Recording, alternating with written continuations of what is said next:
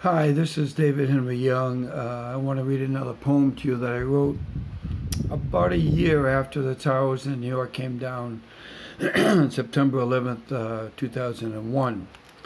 This is written in September 2002, and during that time of my life, I was searching deeply. I had pretty much stopped working. My post-traumatic stress disorder was really getting bad, and I was with the VA helping. They were helping me, and it was just going through a process. We heard about, but I didn't never checked out. When I came home from Vietnam in 1970, I knew I was messed up, and we had heard all kinds of stories of guys coming home and committing suicide and robbing banks and getting in fights and it's bad enough to be in a war zone. I thank God I wasn't a grunt, but I've seen enough of combat to thank God I wasn't a grunt. My hat's off to them.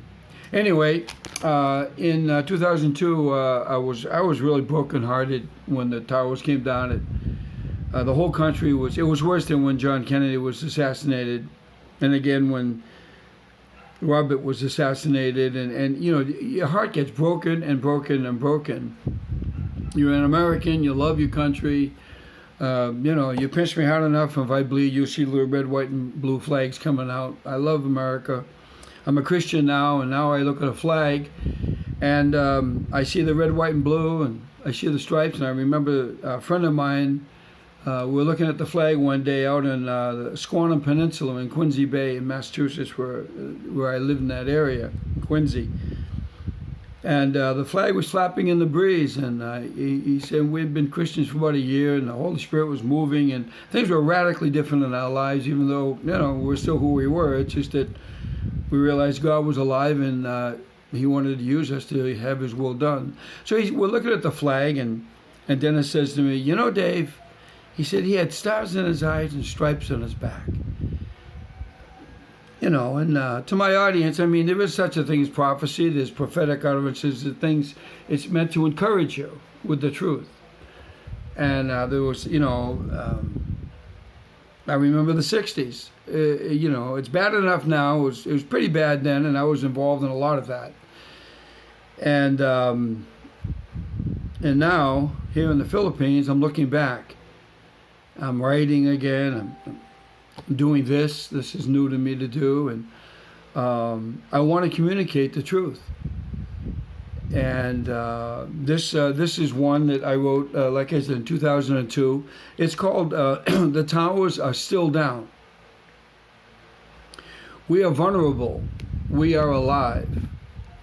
We are here now, and I endure. I must endure.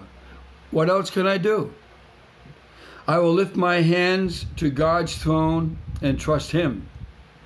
Though I squint through the sting of dust in my eyes and the blur of too much coffee too soon in the day and too late at night, nevertheless, I keep my eyes open, and I will learn to be still. I will die with my eyes open. Concern of others for me has its desired effect. I yield, stepping onto the secret pathway of soft on soles of tired feet. I walk to the door, open it, and see desolation within the land of my quiet, my most tender and meek place. My hideaway of spirit has been shattered, broken, and crushed by raging bitterness of war, deaths, and insanity. All of it existing in the space between object and mirror, reflected in dark ink on inventory sheets, prepared by graves with great precision by Graves Registration Marines, not wanting to miss any of the names, lest we forget. I watched a flock of pigeons circling and spiraling in flapped cadence around a red-tailed hawk. Their locked defensive pattern showing at one turn nervous energy, at another turn the beauty of flight, golden and silver white afternoon light revealing the undersides of living wings at a glance. I was in a park, a memorial park, in downtown Ithaca, New York. A park sitting without seasons among formed cement made to look like granite. They are sentinels showing chiseled marks, spelling names of people who had died in wars, of which I am intimately, one of which I intimately know. Others I've read about and cried about, from the desperate battles of Trenton and Bunker Hill, where the whites of their eyes was the focused hope of victory, on to the dainty first battle of Bull Run, to the human carnage at Gettysburg that began in search of shoes for a tired army, fields of blood and pride at Antietam, to the inhuman confusion of the Wilderness Campaign. We must remember the slit trenches of France, covered in blankets of blood, mud, and mustard gas, facing land where no man could live, later improving to the incinerating fire of a split atom, and on to the frozen gruesomeness of the Chosin Reservoir, where my fellow Marines did the impossible by advancing to the rear, bringing all their stacked dead with them. Let us not forget the sands of Anbar Province, the tall peaks, low valleys, and caves of Afghanistan, or the house-to-house stress and tension in Baghdad, and the death and maiming by improvised explosive devices.